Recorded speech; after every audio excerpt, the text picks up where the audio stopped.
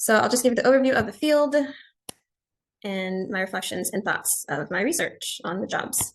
So first is my definition of how instructional design technologies is. It encompasses a lot of things, and I'll just let you read that on the screen. So my field of focus will be on analysis and curriculum development. I'll review some job positions, how they align, and share my reflections. The first posting I found on Indeed, and I did not filter it to be just within Texas because I wanted to see all the possibilities that are out there. And with this job, it's more focused as a long-term future possibility. While it does have development of curriculum and assessment, the one surprise that I found was the knowledge of differentiated instruction. I was pleasantly surprised to see that because it geared more toward my education side. The next job I found was also something more long-term, to be a manager. It talked about the process of planning, analyzing, designing, implementing, and evaluating, which was not surprising, but I was surprised to see experience in web design and program editing. So that's just something to think about if ever I wanted to be a manager in the future. With this particular job, I expected you'd talk with subject matter experts. And I was just surprised to see the influence relationships with stakeholders as a qualification. It just made me think that this particular ID job will have you talking more with stakeholders at hand. So getting well acquainted with selling what you're presenting is also something to consider. And my last job I found on in LinkedIn. It's more entry level and it has many of the expected aspects of an instructional designer. Just one surprise was the technical problem solving skills. That was intriguing because I'm not sure exactly what that entails.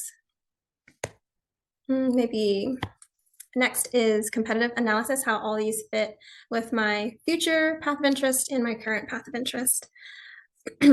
So as noted earlier, the manager position is not really something I'm focused on right now, as well as it not really aligns with my current path.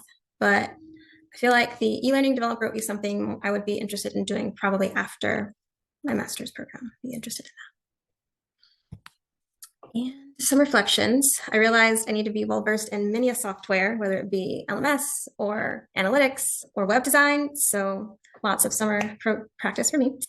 So a second would be project management, not only with my own personal course development, as well as other people involved to make an effective program and influence the relationships of stakeholders. Thirdly, it's really focused a lot on business, whether it be networking, the writing that you're doing, or the way you're interacting with a stakeholder. And I've been talking to 8-year-olds for years, so I have to really change my mindset. And last would be leadership. I feel like I need to take on more leadership opportunities where I'm currently positioned to give me more practice motivating staff members or a group or a team.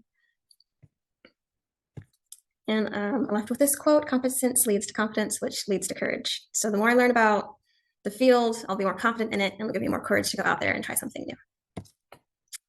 So any feedback that you have or any questions? I love that you used grows and glows because that's something that I do in my classroom every day. So I relate to that a lot. I think you did an excellent job. I loved how clear cut everything was and that you were able to relate it back to your personal experience. I'm assuming that you want to transition based off of our prior conversations out of EC through 6 and move more towards a corporate instructional design job.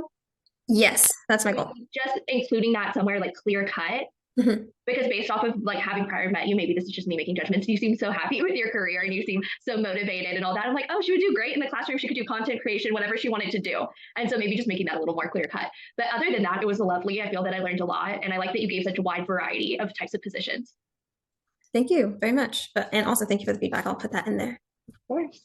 Here are a list of instructional design careers that I could possibly see myself pursuing in the future. My name is Jordan Shirley.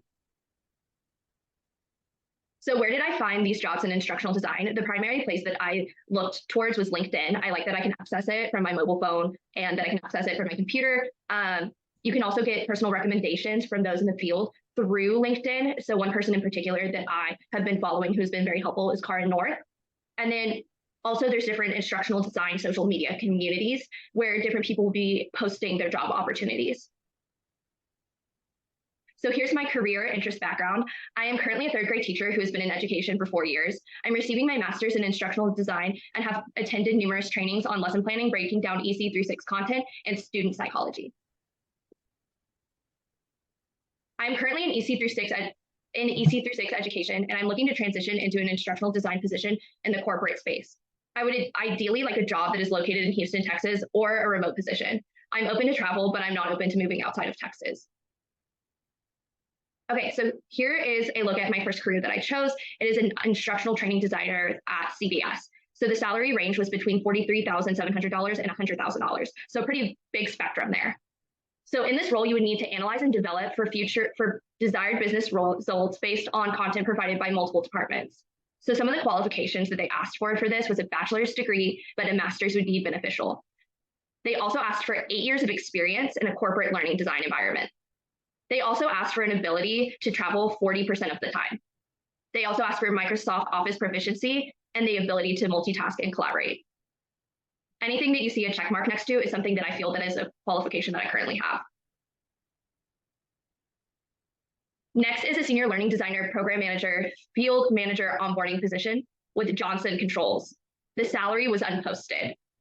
So this role would require the employee to design and develop curriculum based off of business needs as well as to provide training. So it's kind of a little bit of both. The qualifications, you need a bachelor's degree, but again, a master's would be beneficial. They also wanted 6 years experience in learning solutions. They were looking for a lot of qualities, I noticed. And so some of the ones that were listed were that they wanted a person who was innovative, flexible, detailed, collaborative, ambitious, professional, and articulate. The cool thing about this one was that the training would be provided on all the LMS systems that are being used, which is something unique that I haven't seen before. This is also a remote position. Here's another senior learning designer, program manager, and field manager onboarding listing. So comparable different types of positions. This one, however, is a face-to-face position located in Orlando, Florida. So they're looking for an instructional designer who can use the ADDIE method to assist in their Navy instructional design initiative. So they're in the process of creating a definition of done program where they create the curriculum from start to finish for the Navy. They want us to have a knowledge of the ADDIE method, which is an adult learning development method, and they want 3+ years of experience in curriculum design. This job so far was the one that I was the most qualified for. However, I'm not willing to move to Orlando, Florida. The next job was a collaboration training specialist at Autodesk. This job had a price rate or a salary range between $76,900 and $132,770. So again, a very wide range. This is another remote job. A collaboration training specialist role focuses on training, consulting, and facilitation in conjunction with the collaboration of a team. So the qualifications were that the person needs to have a knowledge of Zoom, Microsoft Office, and Slack. Another part that I saw that was kind of confusing at first was a collaboration engineer. And I was like, oh no, I'm not an engineer. But then I realized that what they meant by that is that you would be collaborating with a large scale of people on the same project, which is something that I'm very familiar with. They also want you to be able to travel for 25% of the year. The cool thing about this job posting is that it was focused on what the role entails and less about the qualifications. So they didn't really mention what type of degree you need or anything like that. They more so wanted to see if the company was a fit for you. So here's some analysis on what I saw. I expected there to be several remote options in the industrial field, and I knew that my lack of experience would be a hindrance to my job's pursuit. And that was something that we saw. And after 8 years, 6 years, I'm only 24 years old. So 8 years of experience. Unfortunately, I wasn't able to be an instructional designer at 16. I wish I could have, but it just isn't feasible.